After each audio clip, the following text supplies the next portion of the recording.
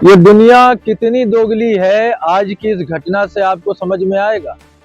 बहुत गंभीर घटनाएं कुछ दिनों से घट रही थी, अचानक कुछ ऐसा हुआ जिसने पूरी दुनिया को चौंका दिया है।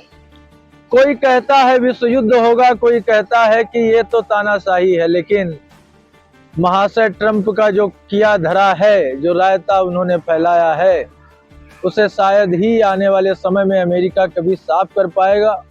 और जिन करीबी देशों के साथ ट्रंप ने बर्बाद कर दी दोस्ती अमेरिका की, शायद ही दोबारा कभी कायम हो पाएगी। वेनेजुएला में रात के अंधेरे में एक ऑपरेशन चलाया जाता है। ट्रंप के डेल्टा कमांडो और डेल्टा जो उनकी सेना है, यूनिट है, वो पहुंचती है और गिरफ्तार कर लेती है वेनेजुएला के राष्ट्रपति को, उनके बेडरूम से उनकी पत्नी को।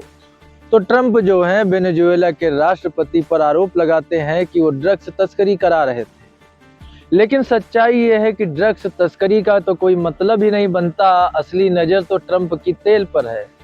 दूसरी ओर तानाशाही तो है ही। जिस देश में कमजोरी पाई गई, जो अमेरिका के सामने नहीं झुका, ट्रंप की सरकार और ट्रंप का जो पावर है उस देश के ऊपर कहर बन के टूटता है।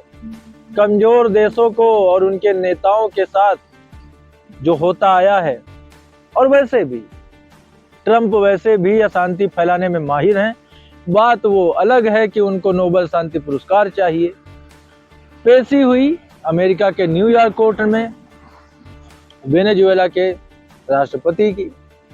उन्होंने कहा कि मुझे जिस तरह से अगवा किया गया, ये अमानवीय घटना है, दादागिरी है, तानाशाही है। कैदी की तरह एक देश के राष्ट्रपति को ट्रंप की सेना उठा ले, यह निहायत ही स्वीकार करने योग्य घटना नहीं है। चीन और रूस खुल के सामने आया, दक्षिण कोरिया भी आया, किम जोंग ने तो धमकी दे दी विश्व युद्ध की।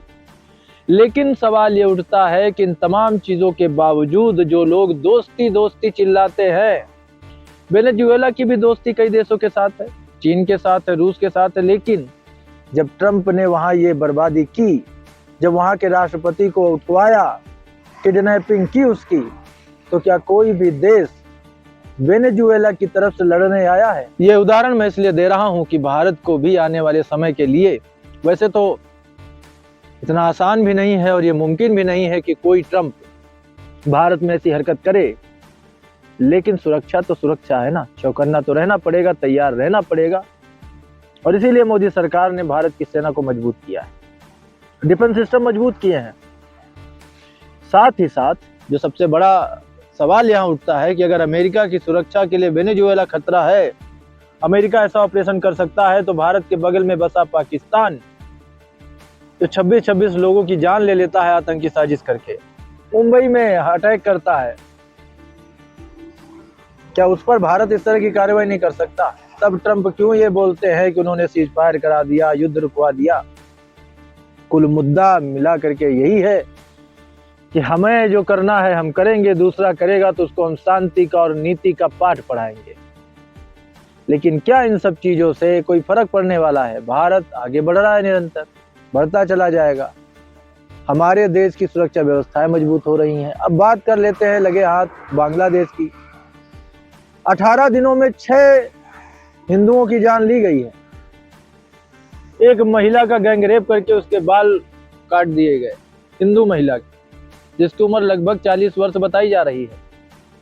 क्या इन सब घटनाओं पर ट्रंप की मानवता नहीं जागी? क्या ट्रंप की तरफ से एक बयान भी सामने आया? वेनेजुएला पर तो ठीक है, आपने कार्रवाई कर ली, लेकिन क्या आपने बांग्लादेश पे कार्रवाई करी? उसके विषय में क्या आपने भारत से बात की? नहीं की है। पुतिन जरूर बोले कि बांग्लादेश सुधर जाए, भारत से रिश्ते सुधार ले,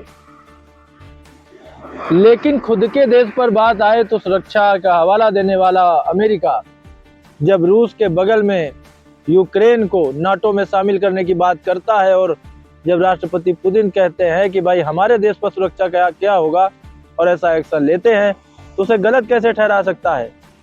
पुतिन तो युद्ध लड़ रहे हैं ना, अमेरिका ने तो अगवा कर लिया राष्ट्रपति को, बाकायदा उठा लिया है। तो दोनों में फर्क है, बहुत बड़ा फर्क है। एक है गुंडागर्दी, किडनैपिंग, एक है कि हम युद्ध लड़ेंगे। इन तमाम चीजों पे दर्शकों नजर रखिएगा। मिलता हूं आपसे जल्द एक और बड़ी खबर के साथ। तब तक आप देखते रहिए i19 टीवी। जय हिंद।